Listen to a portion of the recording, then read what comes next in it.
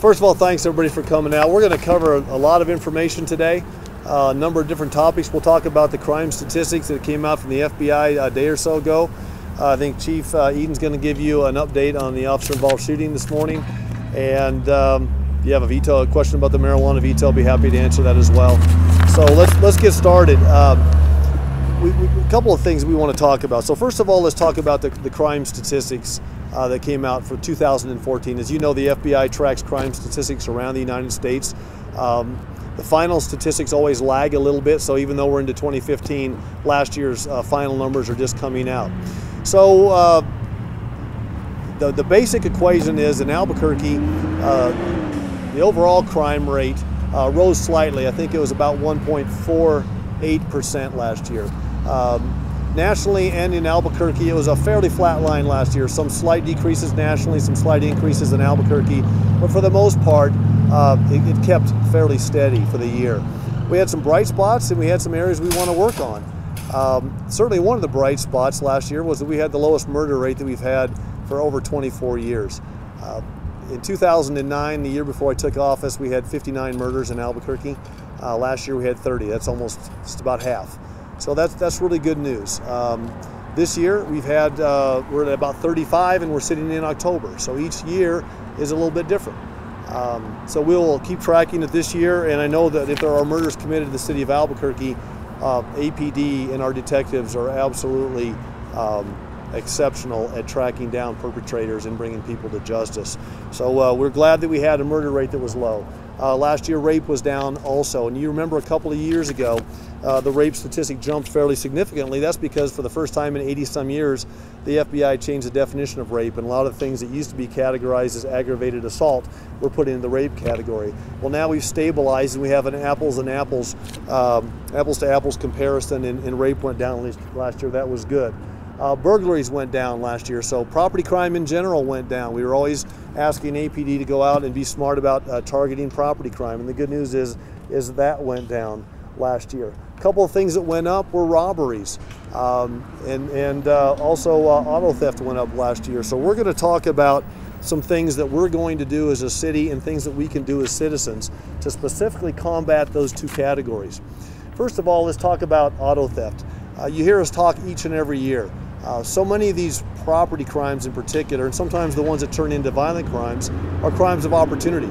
If you're warming up your car in your driveway as the season starts to turn here, that's just an open invitation for someone to steal your vehicle. So we're asking people, once again, as we come into the fall and into the winter months, don't warm up your vehicle in your driveway.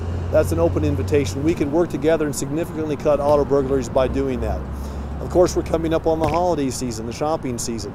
Another crime of opportunity. So often our crimes are committed when someone leaves a purse in their car, and a perpetrator can see it. In fact, that's how these folks catch people with our bait cars. And you saw one last night again, another repeat offender last night in a bait car. Well, the reason we call them bait cars is because there's bait in them. Don't do that as a citizen. You know, try to keep things out of the view of someone that might try to steal them. Keeping our garage doors down, that's always a good way to make sure that we can stop some of these crimes. And then of course we ask people to be situationally aware. We live in a large metropolitan area. There's almost 1 million people in the metro area. We just ask people, if you're out and about, take a look at your surroundings, do the best you can to be situationally aware and keep yourself out of harm's way in that regard as well. The one thing that we're announcing today is we're announcing the formation, and I'm going to get to the page here because they've titled it, and I want to make sure I get the name right. One of the things that we can do to combat property crimes, robberies, and also sometimes crimes that turn violent is to provide some internet transaction safety zones. So what we're announcing today are internet transaction safety zones that you will find at our 6 area commands and some of our substations around the city of Albuquerque. What does that mean? We know that Craigslist, eBay, and other things, a lot of people buy and sell goods over the internet. There's a lot of anonymity to that. And with that anonymity, there could be folks out there that mean to do harm or mean to steal things from you or your family.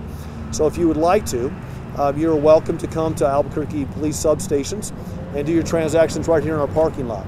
Within the next couple of months, right here at this Northwest substation, we will have our first pilot internet transaction zone here. What What that will entail is we're going to have several parking spots that will be painted green with green lines on them for you and the person you're selling or buying from to use.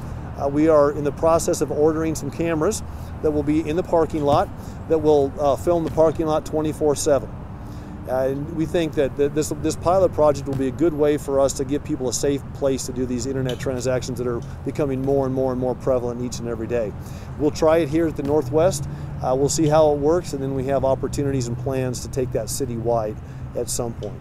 In the meantime, you're still welcome to use the parking lots. Understand that not all of the substations are staffed 24/7. If you'd be kind enough to call us at 242-COPS and let us know, hey, I'm going to come to sell a vehicle, or I'm going to come to sell something, I'll be there to such and such a time. If we're open, it'd be good to know that. You're always free to knock on the door and let the officers know. And then even if the substation isn't open, these parking lots have a lot of officers that come and go on a fairly regular basis. So working together as a community, we think that we can combat crimes, from property crimes to violent crimes. But there's one thing I need to mention, and that is this. Chief's going to brief you on an officer-involved shooting from this morning. I don't know all the details, but I'm going to take a guess. I'm going to guess that the individual involved probably has a prior criminal record. Now, I could be wrong. Let's wait and see. Well, let's keep a close eye on that. What's happening in the city of Albuquerque, there's been some changes in the law. There's been some court decisions that have come down that put our officers in a unique and sometimes dangerous situation. Every time they have to go rearrest someone that they arrested a day, a week, a month ago, it's one more opportunity for a police officer to get injured. It's one more opportunity for an officer-involved shooting. So we can't just ask the men and women that are out there for the Albuquerque Police Department to do it all by themselves. They're very good at catching criminals, and they're very good at bringing them to justice. But we need to work with our criminal justice system. We need to work with our state legislators. We need a constitutional amendment on the bond issue, so that we have people that really are dangerous, that need to be held on no bond holds. We need to be able to do that like states that surround us. So we are going to be reaching out again this year. We'll be talking to our state legislators. We'll be talking to others that are in a policy-making situation. Chief is continually working with the criminal justice system to make sure that our men and women of the Albuquerque Police Department don't time and time again have to go out and arrest and rearrest folks, especially violent offenders. So we got several things we can do. We've got the internet safety zones that are going to help people be safer on internet transactions. We can ask people to be situationally aware and be smart about not warming up their cars in their driveways. We're talking about not leaving purses and things that you purchase at the mall during the holiday season in your car, enticing people to break in. All of these things that we can do to make things proactively better from a crime standpoint. Let me add just one thing. A couple of weeks ago, Chief and I went to New York City. I went at the invitation of Mayor de Blasio, and we sat in on the CompStat briefing at the NYPD. And we looked at some of their data gathering technology and just looking for ways, best practices, things that we could bring back to keep Albuquerque safer every single day. And the situation there is the same as the situation is here and in other cities across the country. The majority of bad things that are happening and violent things that are happening by a handful of individuals. It's a small number of people out there doing violent things. And that's why we need the help of the legislature. We need the help of the judicial system. The men and women of the Albuquerque Police Department, I'll say it again, they are very good at catching these folks. They are very good at bringing them to justice. But we have to ensure that Albuquerque and New Mexico is not a place where being a career criminal is easier than it is in surrounding states. So there's a lot of work to be done here, and this isn't a matter of pointing fingers. It's just simply a matter of saying let's all work together to make sure that this is a great place to, as I've said before as mayor, great place to raise a family, great place to have a business, and a bad place to be a criminal.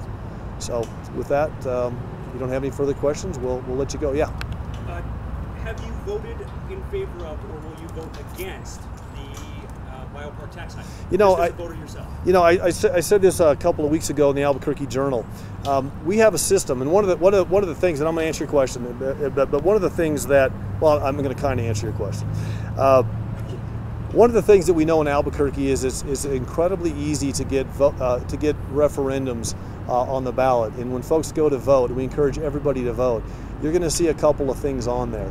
And a couple of them are initiatives that have come through the City Council and the Mayor's office. One of them is to make it a little more stringent to get something on the ballot. And I've been the mayor now for almost 6 years, and we've had numerous things that have come through, from drug legalization to abortion issues to other things that haven't been initiatives from the city council and that haven't been initiatives from the mayor's office. And we consistently get asked. And I made the decision about a year ago that when they're voter driven and they're not mayor's initiatives and they're not initiatives from the city council, I'm going to treat it like I'm another voter, and I'll keep my vote to myself, and we'll let the citizens of Albuquerque go out and educate themselves on these issues and cast their votes. But what we really want people to do is vote. Whether you vote for it or against it, get out and exercise your right to vote. And so, I don't think that the public deserves to know whether the mayor supports it. If it's my initiative, if it's my initiative, I think they deserve to know. But there's going to be more of these. And one of the things I will urge folks to do is to vote for these charter amendments to make it a little bit more rigorous to get things on the ballot. Otherwise, I believe we're going to be spending lots and lots of time, lots and lots of money, having special interest groups come in and put these things on the ballot. And at some point in time, if they're not mayor's initiatives and if they're not council initiatives, I'm just going to refrain from an opinion and let people go out and vote their conscience. Mayor, it didn't seem like you had a problem with that on late-term abortion. And every single city councilor I called didn't have a problem taking a stance on the issue. Or a city council candidate. Right. You know, why do you have such an issue taking? Because I think we're going to see more and more of these come along, and I want to make sure that we're concentrating on our initiatives and that we're promoting our initiatives and we're telling people what we're trying to do as a mayor and as an administration. And if somebody comes in and gets enough signatures and gets it on the ballot, we'll leave it up to the voters themselves. And if the voters want to change it to make it a little more arduous to get on the ballot, I hope that they do, because that is a mayor's initiative. You know, we hope that they will. But you know, in the future, if it's not one of our initiatives, I'm just going to refrain from comment. That bill's been vetoed and it's being sent to the city council this afternoon. Yeah, and you know, there'll be a veto message with that. But I think in the veto message we'll explain in detail the thought process in that. But a couple of things to remember. I'm simply doing what I said I would do. Every city councilor knew what I would do. We told them. We vetoed it the first time. We told them we'd veto it again. And basically, if you got a shot of this, and if you didn't, I'll recommend that you get a shot of this. You know, the oath of office that police officers, city councilors, and I take as a mayor, we raise our right hand and we say that we'll uphold the laws of the state of New Mexico, and in myself, it's the laws of the United States. And so the fact of the matter is, I just have a hard time signing any legislation that preempts state and federal law, whether it's marijuana or any other issue. So that's the rationale in a nutshell, but it's also what we said we would do. So that has been vetoed and it's on its way down to city council. And then at the next city council meeting, they'll have an opportunity to override that veto or not.